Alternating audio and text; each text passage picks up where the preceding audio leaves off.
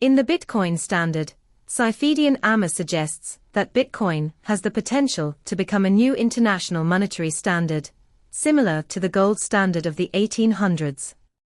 To make this argument, he explains the theory of money, the problems that currency issued by a government or central bank, fiat money, creates, and how Bitcoin solves these problems by providing a form of money that's beyond the control of any single government. Ammous is a professor of economics at the Lebanese-American University. He's known for his support of the Austrian school of economic thought, which was popular before the rise of Keynesianism, and is critical of Keynesian economic policy. His book is designed to help you understand why Bitcoin has the potential to create a superior system of money based on monetary theory. In this guide, we'll first discuss Ammous's vision for an international Bitcoin standard and what that would look like, and we'll bring in other sources to take stock of how close it might be to real-world implementation. Then we'll explain why Ammous envisions the Bitcoin standard this way, by looking at the problems that current money systems create, and his criteria for evaluating how well something can fulfill the role of money. As we'll see, Bitcoin has the potential to solve these problems and meet these criteria. We'll end by describing the limitations of Bitcoin. Along the way, we'll compare Ammous's perspective on money and monetary policy with that of other economists and authors like Milton Friedman and Edward Griffin. New section: What the Bitcoin standard would look like. The Bitcoin network is a decentralized electronic payment processing system which processes payments using its own digital currency, Bitcoins. Ammous envisions a future in which Bitcoin may become the world's international reserve currency, much as gold was in the 19th century. Under the gold standard, most countries pegged the value of their currencies to gold. A US dollar bill, or a British pound note, could be redeemed for a fixed quantity of gold, if desired. But Ammous says that in practice, few people carried gold money. Instead, he says they used paper bills, banknotes, or checks for most transactions, while the actual gold remained in bank vaults.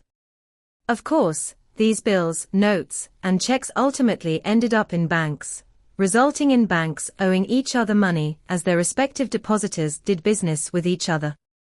Periodically, banks would ship gold bullion to each other to reconcile their debts, but a given bank might process thousands of deposits and withdrawals in bills and checks every time they sent or received a shipment of gold. Similarly, Ammous explains that under a Bitcoin standard, people would carry out most transactions using national or digital currencies whose value was pegged to Bitcoin, rather than using Bitcoins directly. Banks or other financial institutions would process these transactions and then settle their debts with each other using Bitcoin, just as they used to do with gold. But whereas shipping gold from one bank to another was costly and time-consuming, especially if the banks were in different countries or on different continents, Bitcoin transactions take only a few minutes and are unaffected by geographical distance and national boundaries. Ammous doesn't necessarily predict that the world will adopt a Bitcoin standard, but he argues that a Bitcoin standard has the potential to bring greater global economic prosperity, because Bitcoin has a number of properties that make it, at least potentially, a better form of money than anything that's been used as money in the past. We'll discuss these properties in detail later in this guide. How close are we to a Bitcoin standard? At present, Ammous's vision for a Bitcoin standard is largely hypothetical, because Bitcoin is a long way from being accepted as an international form of money the way gold was universally accepted as money in the 19th century. For Ammous's vision of a Bitcoin standard to become reality, two things need to happen. One is that central banks around the world need to acquire Bitcoin reserves, establishing it as the standard international medium of exchange, or at least one of the standard international mediums of exchange. But at this point, most central banks remain skeptical of Bitcoin, if not downright hostile toward it. For example, when a recent movement toward embracing cryptocurrency in Kenya put pressure on the Kenyan central bank to invest in Bitcoin reserves, the bank's governor responded by saying the idea was insane. Most central banks are probably hesitant to work with Bitcoin because it would require them to change the way they operate and impose more limitations on their ability to stabilize the national economy by regulating the money supply. Since central banks issue the nation's currency, fiat money, they have almost unlimited control over the supply of that currency. But they don't have that level of control over Bitcoin. They could still influence its value by buying or selling Bitcoin reserves or bonds and other securities valued in Bitcoin, but their influence would be limited by the size of their reserves. From a central banker's perspective, this inhibits the bank's ability to do its job of regulating the money supply. From Ammous's perspective, this isn't a problem, it's a solution to the problems inherent in fiat currency, as we'll discuss later in this guide. The other prerequisite is that Bitcoin or Bitcoin-backed currencies need to be widely circulated. There are several ways this could take place. Governments could peg the value of their national currency to Bitcoin, in which case these governments, or their respective central banks, would need reserves of Bitcoins to back the currency. To date, no country has done this, although a few countries such as El Salvador and the Central African Republic have declared Bitcoin to be legal tender. These legal tender laws establish Bitcoin as an official currency alongside the respective fiat currencies in these countries. This could potentially serve as a preliminary step toward establishing a fixed exchange rate between Bitcoin and the national currency, although neither El Salvador nor the Central African Republic has declared any intent to do so. Additionally, third-party payment companies could issue their own digital or physical currencies backed by Bitcoin. Much like banks under the gold standard, these companies would accept each other's currencies and convert them to Bitcoin reserves. This is already happening to some extent. For example, wrapped Bitcoin is a digital currency that can be exchanged for Bitcoin at a 1:1 ratio, but that is spent and received on a separate network from Bitcoin itself. Similarly, users of PayPal, a third-party payment processor, can now transact in Bitcoins on PayPal's network. Finally, the majority of banks could start accepting Bitcoin, or, equivalently, a large network of new Bitcoin-based banks could arise. Then depositors could pay each other in Bitcoin with checks, or an electronic equivalent. The banks would handle the day-to-day transactions and settle their debts with each other using the Bitcoin network. While there are some banks that accept Bitcoin and other crypto banks, specifically for digital currencies like Bitcoin, at present they seem to be the exception rather than the rule. New section: Problems with fiat money. Ammous believes a Bitcoin standard would be good for the global economy because it offers a solution to the problems of fiat currency, money that derives its value solely from government decree, like US dollars, British pounds, or most other national currencies in use today. We'll discuss the social and economic problems that Ammous says fiat money causes, and how Bitcoin could solve those problems. Economic problems that fiat money exacerbates. Ammous points out that fiat money facilitates inflation, which gives people incentive to spend their money instead of save it. If the government expands the money supply, the value of money decreases in proportion to the increase in supply, a process we refer to as inflation. Inflation discourages saving because savings lose value over time. Ammous argues that savings are a good predictor of long-term economic performance because savings allow a society to build durable infrastructure.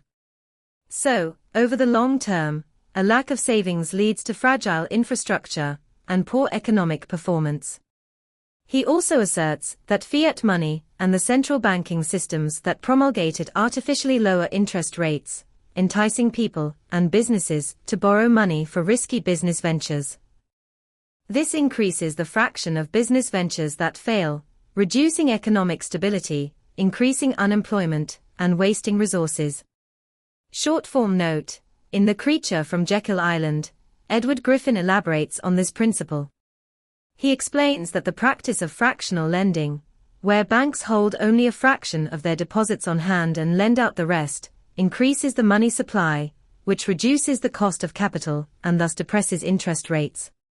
According to Griffin, not only do these low interest rates encourage businesses to borrow money for risky investments, but government protections like deposit insurance, bailouts, and the option to borrow money from the Federal Reserve encourage banks to make risky loans. Measuring economic performance. Ammous argues that savings are a good measure of economic performance and a good predictor of future economic performance, but other economists prefer other metrics. The Austrian school of economic thought, of which Ammous is a proponent, teaches that the strength of an economy is represented mostly by the total savings of those participating in the economy and the hardness of the money that they use. However, Keynesianism and monetarism teach that the total value of all transactions taking place in an economy per unit of time is the primary measure of economic performance. In other words, the health of the economy is best measured by aggregate spending, not savings. Social problems that fiat money exacerbates. Ammous further explains that, in principle, fiat money allows a government to spend all the resources of all its citizens, not just the funds that it collects in taxes or other revenue. This is because the government can finance any project just by printing more money. This has the same effect as a tax, since it takes value away from the people by devaluing their money, but usually people don't perceive it as a tax. Ammous argues that this is particularly problematic in war, because it means nations can fight each other until they've completely exhausted the resources of their entire respective populations, not just until the government has exhausted its treasury. He points to World War I as an example of one of the first wars fought with fiat money, and conjectures that the war would have been resolved sooner, and with less bloodshed, if countries had stayed on the gold standard. Fiat money prolongs and promotes war. In The Creature from Jekyll Island, the book criticizing the Federal Reserve System, Edward Griffin elaborates on the social problems that fiat money can cause. He argues that fiat money incentivizes some groups to actively promote war, because they profit from it. Let's look at how he believes this happens. When Congress needs more money to finance wars or other wasteful spending, it borrows the money by issuing bonds. Some of these bonds are bought by private investors. Like any loan, government bonds pay interest. And whatever bonds the public doesn't buy, the Fed is obligated to buy with new dollars issued for that purpose. Most of the world's other governments and central banks operate similarly in this regard. This means that not only does the government have access to unlimited credit to finance its projects, but there are people, mostly central bankers, and other wealthy financiers, who profit from the massive loans that the government takes out. Thus, fiat currency facilitates a system where some people have a financial incentive to promote war and wasteful government spending. Griffin suggests that a secret society, made up of the world's leading bankers, does in fact act on this incentive, conspiring to keep the world's major powers in a perpetual state of war. This provides the bankers with a steady stream of income from the interest on the loans that finance these wars. Whether there's any truth to this conspiracy theory or not, the fact that fiat currency gives some people an incentive to promote war and waste reinforces Ammous's concerns about the social problems of fiat currency. Why Bitcoin is beyond government control. Ammous explains that the decentralized architecture of the Bitcoin network is what makes it impossible for any government to control. The system is designed so that every transaction has to be verified and approved by a majority of the network. Consequently, anyone who wanted to alter how Bitcoin works, for example, to increase the supply of Bitcoins, or to disallow certain transactions, would have to control a majority of the network. And no single country, let alone any government agency, has control over enough of the network to make changes. This ensures that Bitcoin will continue to operate the same way, and with the same controls on its supply, regardless of the wishes of national governments. How governments can control Bitcoin. As Ammous states, governments can't alter the way the Bitcoin network operates. However, they can regulate how their citizens are allowed to use Bitcoin. In the United States, Bitcoins are considered to be a type of financial security, and thus are regulated by the Securities Exchange Commission. As such, people who receive Bitcoin payments must pay income tax on the Bitcoin's dollar value at the time of receipt. If they later sell them, they must also pay capital gains tax on the sale if the dollar value of Bitcoins increased while they held them. Meanwhile, China, Egypt, Iraq, and several other countries prohibit their citizens from owning Bitcoins or operating computers on the Bitcoin network. These prohibitions may prove difficult to enforce, but the risk of facing criminal charges for using Bitcoin will certainly reduce usage and demand for Bitcoins in these countries.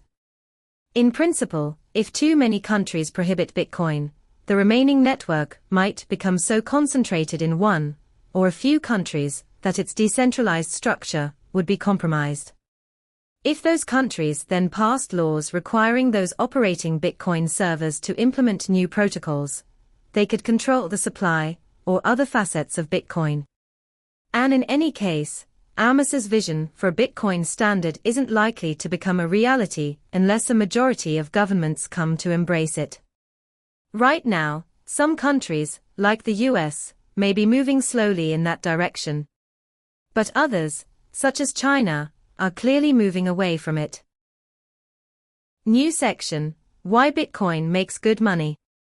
Now that we've discussed how Bitcoin avoids the problems fiat money poses, let's examine how Bitcoin is generally a good form of money and has the potential to become the new monetary standard. Ammous explains that there are two properties that determine how suitable something is for use as money: salability and hardness. Then there's the issue of trust in the pair. The form of money can influence the likelihood of a transaction failing due to non-payment.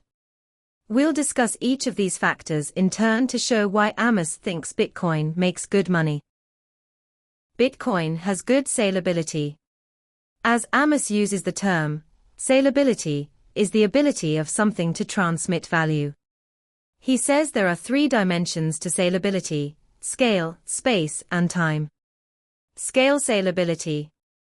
The scale salability of something is its ability to transmit value between purchases of different size. For example, maybe you sell something of great value, like a house, and then you want to use a little bit of the money from the sale to purchase something of small value, like a loaf of bread. The scale salability of something that is used as money depends mostly on how easily divisible it is into units of different value. Bitcoins have excellent scale salability because they are easily divisible in practice. The Bitcoin network supports transactions as small as 0.00000001 Bitcoin. So you could sell a house for 25 Bitcoins and buy a loaf of bread for 0.00015 Bitcoins without any trouble. Scalability makes Bitcoin succeed where gold failed. In Capitalism and Freedom, Milton Friedman observes that during the globalization of the economy, precious metal money became untenable because there wasn't enough of it to cover all transactions. Equivalently, we could say that precious metals didn't have adequate scale salability because, in theory, any quantity of sufficiently valuable money would be adequate for the global economy if it was infinitely divisible. For example, you could sell a house for 250 ounces of gold, but you couldn't easily buy a loaf of bread for 0.0015 ounces of gold, because this quantity of gold is too small to easily measure or keep track of. A gold coin weighing 0.0015 ounces would only be 1/8 of an inch in diameter, comparable to the size of the letter O at normal printed text sizes, and as thick as a human hair. But Bitcoin's greater divisibility overcomes this problem. Space salability. The space salability of something is its ability to transmit value over geographical distances. For example, maybe you want to sell a house in New York and buy one in Colorado. If your buyer offered to pay in either gold or cattle, both of which Ammous notes have historically been used as money, it would be much easier to carry 250 gold coins with you across the country than to transport 250 head of cattle. As such, gold has much better space salability than cattle. Bitcoins have excellent space salability because they only exist as entries in a digital ledger, which is stored redundantly on many nodes throughout the world and accessed via the internet. So you can access your bitcoins from anywhere in the world, provided you can connect to the internet. Short form note: some economists argue that Bitcoin has too much space salability. For example, in a random walk down Wall Street, Burton Malkiel opines that Bitcoin is an ideal medium in which to carry out illegal transactions, because Bitcoin facilitates easy, anonymous, irreversible transactions without respect to national boundaries. As such, he conjectures that sooner or later, most governments around the world will take steps to shut down the Bitcoin network as a means of fighting crime, after which the value of Bitcoins will drop to zero. He thus advises against investing in Bitcoin, as he sees its current value as a bubble that will eventually break. Time salability. The time salability of something is its ability to transmit value across time. For example, maybe you want to save up for a big purchase over a period of years or decades. Ammous warns that if you try to save up your money in dollars or other fiat currency, your savings will lose value over time due to inflation. At present, Bitcoin's time salability is not as good as its scale salability or space salability because its value fluctuates unpredictably. Ammous discusses several factors that contribute to Bitcoin's volatile price. For one thing, Bitcoins exist only as a digital currency, whereas many other things that have been used as money have commercial uses that give them tangible value to begin with. For example, the price of gold never drops below a certain threshold because of the commercial demand for gold to be used in making jewelry and certain electrical components. Bitcoins don't have this basic commercial value, so their value can fluctuate more erratically. For another thing, the price of Bitcoin is the only factor that can adjust to match supply with demand, because the supply of Bitcoin at any given time is fixed. By contrast, both supply and price are variable for most other goods.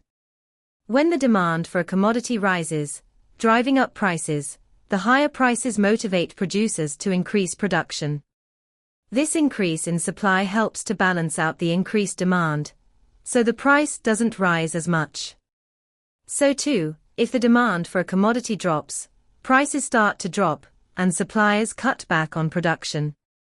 But because the supply of Bitcoin is fixed, its price fluctuations can't be ameliorated by increases or decreases in supply, so its price will fluctuate more dramatically in response to fluctuations in demand. Ammous observes that the effect of demand fluctuations is amplified by the relatively small market for Bitcoins, and by the temperament of the people who hold them. Many Bitcoin holders tend to buy or sell large quantities of Bitcoin, depending on whether they think the price will go up or down. This results in proportionately larger fluctuations in demand for Bitcoin relative to other currencies and commodities. However, Ammous also contends that this could change. If the Bitcoin market continues to grow, demand may become less volatile. And if central banks build stockpiles of Bitcoin to back other currencies, which is an important step toward adopting a Bitcoin standard, this would also tend to stabilize the value of Bitcoins. Will the value of Bitcoin ever stabilize? Economists differ on the question of whether or not it's even hypothetically possible to stabilize the value of Bitcoin, let alone whether or not its value will eventually stabilize in practice.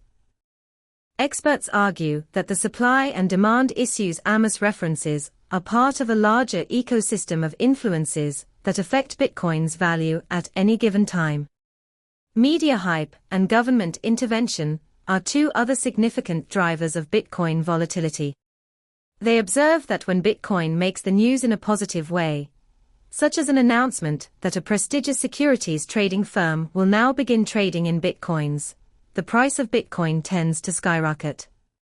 Conversely, when Bitcoin makes the news in a negative way, or especially in a way that could raise concerns about its future availability or legality, such as a news story about the government shutting down a Bitcoin-based business for engaging in illegal activities, or a government announcing prohibitions on the use of Bitcoin by its citizens, the price of Bitcoin tends to plummet. Ammous would probably point out that regulatory concerns and media hype are simply factors that influence demand. If these are indeed the primary factors behind its volatility, then this volatility will likely diminish with time. Eventually, governments will settle on their cryptocurrency policies, reducing concerns about Bitcoin's legality or regulatory status changing. And the more Bitcoin matures, the less media hype it's likely to generate.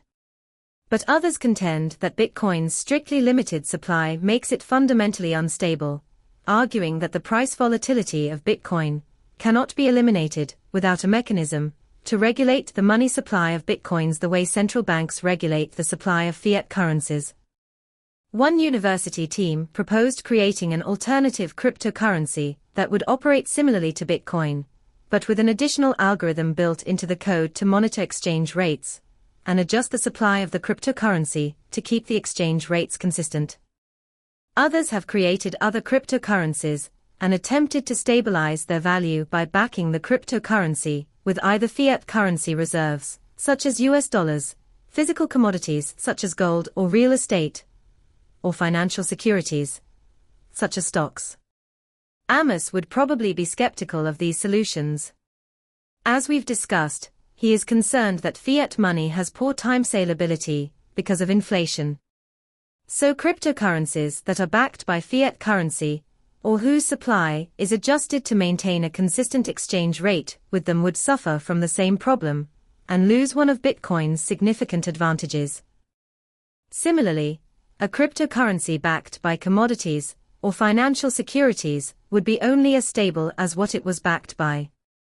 Moreover, it would require a trusted central entity to hold the reserves. But, as we've discussed, the decentralized structure of Bitcoin that obviates the need for a trusted third party is another one of its significant advantages. Bitcoin is hard money. As we've discussed, Bitcoin's time salability isn't ideal because Bitcoin's value tends to fluctuate, but Ammous asserts that despite these short-term fluctuations, Bitcoin does have good time salability in the long run, because it is a very hard currency, and thus does not lose value due to inflation.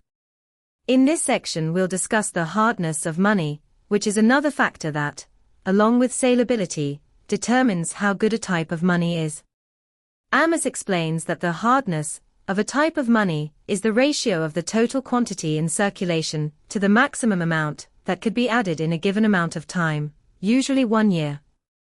For example, wheat has a very low hardness, because it is produced and consumed every year, and so the total supply is about the same as the annual production. By contrast, gold has a very high hardness, because it is relatively scarce and humans have been stockpiling it for thousands of years. So the amount of gold produced by gold mines in any given year is only a tiny fraction of the world's total gold supply.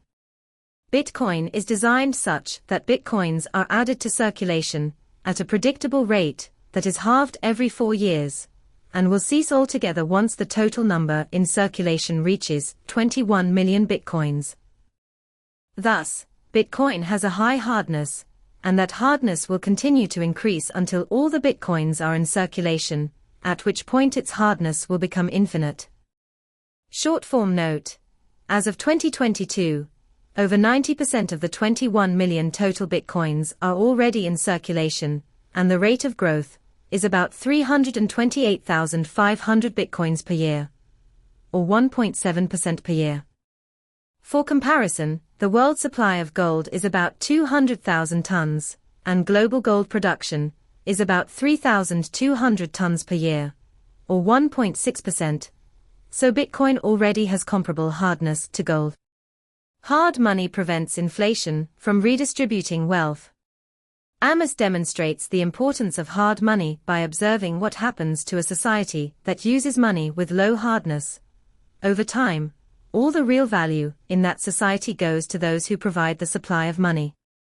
As Ammous explains, this is because there's always a demand for any material that a society uses as money, such as gold or silver, which motivates people to produce it, for example, by mining gold. Yet, increasing the money supply decreases the value of the money that's already in circulation. It takes time for the economy to adjust to changes in the value of money. So when producers of money, such as gold miners, sell their product, they receive more payment for it than it will be worth once the economy adjusts to the increased money supply. This is what allows the producers of money to accumulate a greater and greater fraction of society's real wealth over time. If the society uses hard money, such as gold or Bitcoin, the magnitude of this effect is small. But it gets larger the faster the money supply increases. For example, if the money supply abruptly doubles, then the value of money will be cut in half. So the people who increased the supply will acquire half of the total value that the money supply represented before it doubled. Production of money and redistribution of wealth. In Capitalism and Freedom, Milton Friedman makes a case that forced redistribution of wealth within a society is unjust. This principle adds weight to Ammous's concerns about money losing its purchasing power, because, as Ammous explains, expanding the money supply effectively results in redistribution of wealth. Friedman argues that all ethical commerce is based on the principle of voluntary exchange. People buy, sell, and trade with each other because of inequalities in resources and abilities that make it mutually beneficial for them to do business with each other. Any involuntary exchange, or any redistribution of wealth that benefits some people at the expense of others is morally wrong. He insists that this is the case whether the redistribution takes the form of a band of robbers stealing from a person at gunpoint, or a majority of voters enacting laws that collect money from a wealthy minority and distribute it to the less affluent. In light of Ammous's exposition of how increases in the money supply redistribute purchasing power, it seems Friedman would also have to condemn any actions taken to expand the money supply as immoral. This is because, as we've seen, creating new money effectively redistributes purchasing power from everyone who uses the currency to those who produce the currency. And it does this involuntarily through the process of inflation. If expanding the money supply is immoral, then Friedman would likely feel that any moral society would naturally favor hard money, since it severely limits anyone's ability to expand the money supply. Bitcoin is based on verification instead of trust. Ammous asserts that the final desirable characteristic of Bitcoin is its system of complete verification, which eliminates the need for trust. He explains that many other types of transactions require a degree of trust. If someone writes you a check, you'll only accept it as payment if you trust that their check won't bounce. If someone pays you with a credit card, the credit card company acts as a trusted third party, verifying her credit and guaranteeing payment of her debts. But that means the credit card company can block any transaction that it disapproves of, even if the payer and the payee both approve of it. But with Bitcoin, there's no need to trust either the payer or a third party because of its system of complete verification. Complete verification means that the network first checks to make sure the payer can make the payment, they have sufficient funds in their account, and then irreversibly transfers the funds, ensuring that the payer does make the payment. Furthermore, these checks are performed not just by a single payment processor, but by a majority of the network, a large number of independently operated servers all over the world. To default on a payment or make a fraudulent payment, the payer would have to gain control of a majority of the entire Bitcoin network, which, as we've discussed, would be virtually impossible. This is how the network ensures that the payer can't default, eliminating the need for trust. Ammous points out that this is ideal for settlements between parties located in different countries, who might have limited options for enforcing an agreement to pay. It also means that all Bitcoin transactions are final, irreversible, and immune to third-party stipulations, much like paying someone in cash or gold. But, as Ammous concedes, this approach also creates a large amount of redundancy relative to using a trusted third party like a credit card company, since each transaction is independently verified by a majority of the entire network, not just a single server. This redundancy reduces the efficiency and speed of processing transactions. The barbell model and the trade-off between safety and efficiency. The trade-off between efficiency and safety isn't unique to Bitcoin, but rather is a principle that applies broadly to finance and life in general. Every action that you can take, whether it's making an investment, launching a business venture, traveling on vacation, or something else, carries a certain amount of risk, or equivalently, a certain amount of trust. Trust and risk are closely related, because most risks boil down to someone or something failing to perform the way you trusted that they would. In almost every case, there are ways of mitigating the risk, but they come at a cost. For example, if you're investing in stocks, you can reduce your risk of losing money by diversifying your portfolio. This works because it's much less likely that many companies will fail or lose value at once than that a single company's stock price will plummet. But it also reduces your potential to profit, because it's also much less likely that all your stocks will grow exponentially than that just one of them will. Bitcoin's network works in a similar manner, by having each transaction verified by many different nodes all over the world.